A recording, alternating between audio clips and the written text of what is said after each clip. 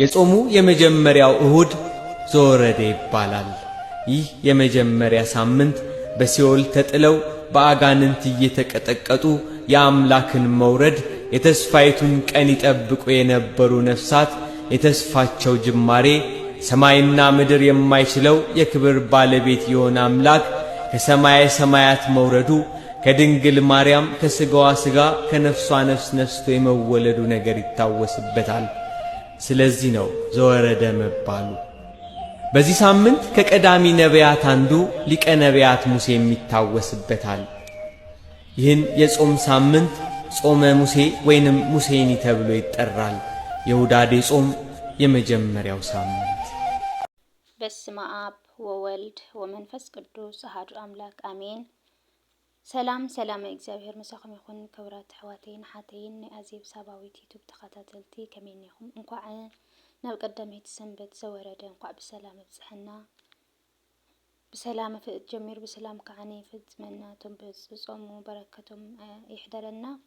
ዓዲ ዘሎ ህዝብና ሰላም ይወረልና። እሽምበኣረይ ናይ ዘወረደ መዓልቲ ሰንበት ቀዳመይቲ ሒዘን መፅእ ኣለኹሞ ሓቢርና ንከታተል በረከት ንካፈል። ዘወረደ ወይ ከዓ ጾመ ሕርቃል ወአልቦ ዘአርገ ውስተ ሰማይ ዘእንበለ ዘወረደ እምሰማይ ወልደ እጓለ እመሕያው ብዘይ እቲ ካብ ሰማይ ዝወረደ ወዲ ሰብ ናብ ሰማይ ዝደየበ ሓደ እኳ የለን። ዮሐንስ ምዕራፍ 3:13 ዝወረደ ዝብል ስሙ እንታይ ዘመልክት እዩ?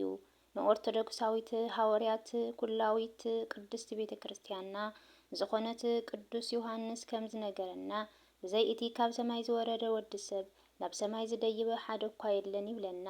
ዝወረደ ማለት ዕርቀ ሰላም ንኣዳም ተስፋ ኣበው ዝተፈጸመሉ ትንቢት ነቢያት ብሓቂ ዝተርኣየሉ ሱባኤ ኣቦታት ገዳማውያን ባህታውያን ዝበጽሓሉ ሱባኤ ካህናት ፍጻሜ ዝርከበሉ ኪዳን ኣዳም መሲሕ ክርስቶስ መውላዱ ዝንገረሉ ናይ ፍቕሪ ናይ ንስሓ ናይ ብስራት ኣዋጅ ዝእወጀሉ ዘመን ኢና ዘለና ደቂ እግዚአብሔር። ዘወረደ ማለት ኣምላኽ ሰብ ኮነ ሰብ ኣምላኽ ኮነ ማለት እዩ። ጾመ ሕርቃል ክጽወም ምኽንያት ዝኾነ ብ614 ዓመተ ምህረት ሓደ ዝተረግመ ኪርዮስ ዝተባሃለ ናይ ፋርስ ንጉስ ነበረ። ንኢየሩሳሌም ከተማ ብምውራር ጦርነት ኣወጀ። 60,000 ዝበጽሑ ሰባት ኣቁሲሉ 10,000 ሰባት ዝኣኽሉ ሰባት ኣቕቲሉ 3,000 ዝኾኑ ሰባት ድማ ማሪኹ ኢየሩሳሌም ከተማ ኣቃጺሉ ወሪሩ ናብ ፋርስ ባቢሎን ዓዱ ተመልሰ።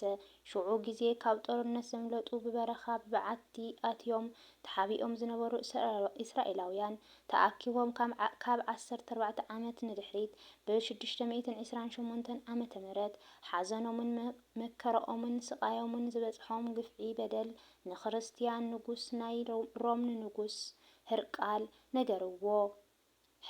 ነገርዎ። ወረራ ምስ ገበረ ንጉስ ኪርዮስ ናይ ፋርስ ባቢሎን ንጉስ ንኢየሩሳሌም ወሪርዋ ናይ ጎይታና ኣምላኽናን መድሓኒና ኢየሱስ ክርስቶስ ዝተሰቐለሉ መስቀል ማሪኹ ናብ ፋርስ ባቢሎን ወሲድዎ ስለ ዝነበረ ምእመናን እናሓዘኑ ይነብሩ ነበሩ። ንጉስ ሕርቃል ቤዛኻ ናይ ጎይታና መስቀል ዝተማረኸ ካብ ፋርስ ባቢሎን ኣምልሰልና ኢሎም ለመንዎ። እሱ ድማ ሃዋርያት ሰብ ዝቐተለ ዕድመ ክልክዑ ይጹም ስለ ዝበሉ ከመይ ክገብር በሎም። ንሕና ደቅኻ ክርስቲያን ንሃለኻ ዕድመ ተኻፊልና ደቅኻ ክርስቲያን ናትኻ ዕድመ ተኻፊልና ክንጾም ኢና በልዎ።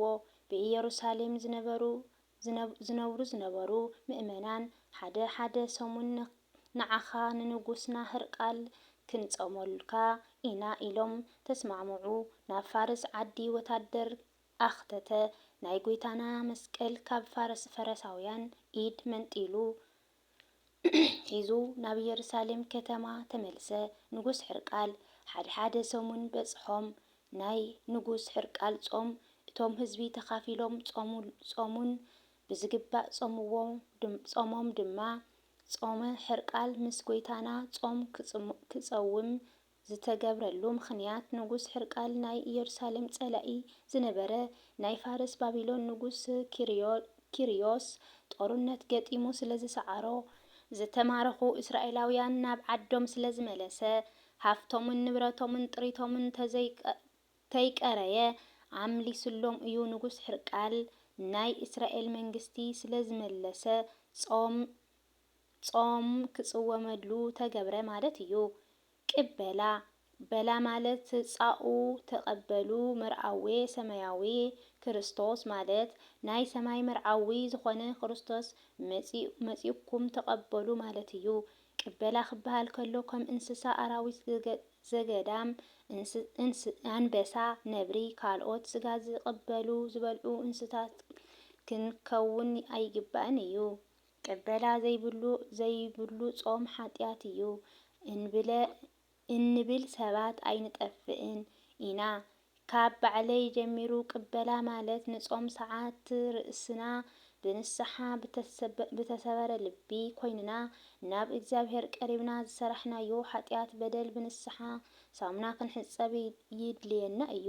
ቅበላ ብመብልዕ ብመስተ ብስኻር ብዝሙት ብስርቆት ብጨዋታ ብጓይላ ዘይተደለየ ናይ ገንዘብ ወጻኢ ምግባር ተኽክል ኣይኮነን እኳ ደኣሲ ብቕኑዕ ልብና ናብ ንስሓ ኣቦና ወይ ድማ ኣበ ነብስና ኸይድና ርእስና ብንስሓ ክንሓጽብ እምነትናን ኣጽኒዕናን ክንሕልው ጾም ብንጽህና ብቅድስና ብቕንዕና ልቡና ኾይና ኢና ክንቅበሎ ዝግባእ። ናይ እምነት ኦርቶዶክስ ተዋህዶ ቤተ ክርስቲያን ተኸተልቲ ዝኾና ህዝበ ክርስቲያን ብጣዕሚ ዝጎድለና ነገር ኣሎ እዩ። ሃቡ ክወሃበኩም እዩ። በቲ እትሰፍሩሉ መስፈሪ ክስፈረኩም እዩ። ብጽቡቕ መስፈሪ ዝመልአ ዝተጸቐጠ ዝተነነወ ሕልፍን ትርፍን ዝኾነ ኣብ ሕቑፍኩም ክወሃበኩም እዩ። ሉቃስ 6 ምዕራፍ 6 ፍቅዲ 38 ዝብል ቃል ብተግባር ክንሰርሖ ይግባእ እዩ። ኣስራት በኩራት ቀዳምያት ካብ 11 ናይ እግዚአብሔር ብጽሒት ክንህብን ይግበአና እዩ። ኣበ ህዝብና ግና ምጽዋት ምምጽዋት ኣይለመደናን ይመስለኒ። ንቤተ ክርስቲያን ሙዳየ ምጽዋት 10 ቅርሺ ካብ ንህብ ንመስተ ንመብልዕን ንጎይላን ንዳንኬራን ንኻልእ ስራሕ ንምስራሕ 10,000 ቅርሺ ክነውፅእ ደስ ይብለና። ንምንታይ ይኸውን? ኢድናን እግርናን ኣሲሩ ተዘይፈለጥናዮ ጸላኢ ሰናያት ካብ ሕቑፊ እግዚአብሔር ቀስ ኣቢሉ ኣውፂኡና ከይኸውን ርእስና ንፍለጥ ማለት ይደሊ። ጾምና ክሰምረልና ምእንታን ካብ ልቢ ናብ እግዚአብሔር ንቕረብ። ምክንያቱ እግዚአብሔር ዝተሰብረ ልቡና ስብእና እዩ ዝደሊ። ጎይታናን ኣምላኽናን መድሓኒናን ኢየሱስ ክርስቶስ ካብ ሰማያ ሰማያት ተወሪዱ ካብ ኣዴና ቅድስቲ ድንግል ማርያም ተወሊዱ ካብ ስጋኣ ስጋ ካብ ነፍሳ ነፍሲ ኣልዒሉ ወይ ድማ ነሲኡ ስለ ዝተወልደ ስለ ኃጢአትናን በደልናን ንነፍስና ስርየት ድሕነት ምእንታን ክንረክብ እንጾሞ ጾም እዩ። ሊቅ ቅዱስ ያሬድ ክምህረና ከሎ ንጹም ጾመ ወናፍቅር ቢጽን እስመ ከማሁ ኣዘዘን እግዚአብሔር። ጾም ንጹም ፈታዊና እንፍተው ኢሉ እግዚአብሔር ኣዚዝና እዩ። ነቢይ ኢዮኤል ብትንቢት ከም ዝተነበዮ ብጾምን ብጸሎትን ብብኽያትን ብሓዘንን ብምሉእ ልብኹም ናባይ ተመለሱ ይብል እግዚአብሔር ኢሉ ከም ዝምህረና ናይ ልዑል እግዚአብሔር ምሕረት ቸርነት ኣብ ኩላህና ደቂ ሰባት ይሕደር። ጾም ማለት ብጾም ሰዓት ስጋ፣ ጠስሚ፣ እንቋቁሖ፣ ጸባ ዝኣመሰሉ ምሕራም ኣይኮነን። ናይ ምግብን መስተን ጥልላት ዘይብሎም ምግብታት ምልዋጥ ጥራሕ ተዘይኮነ እንፈትዎ ናይ ስጋ ድልየትና ስለ እግዚአብሔር ኢልና ምግዳፍ ማለት እዩ። ርእስኻ ምግዛእ ብክርስቲያናዊ ህይወት ውሽጢ ዓብይ ዋጋ ከም ዘለዎ ፍሉጥ እዩ። ሓደ ሰብ ናይ ስጋ ድልየቱ ገዲፉ ናይ እግዚአብሔር ፍቅሪ እናሓሰበ ዝጾሞ እንተኾይኑ ብፈጣሪ ዋግኡ ይረክብ እዩ። ብርሃነ ዓለም ቅዱስ ጳውሎስ ከም ዝበሎ ዓረገ ማለት ናብ ታሕተዋይ ምድሪ ወሪዱ ከም ዝነበረ እንተዘይኮይኑ እንታይ ክኸውን ይኽእል?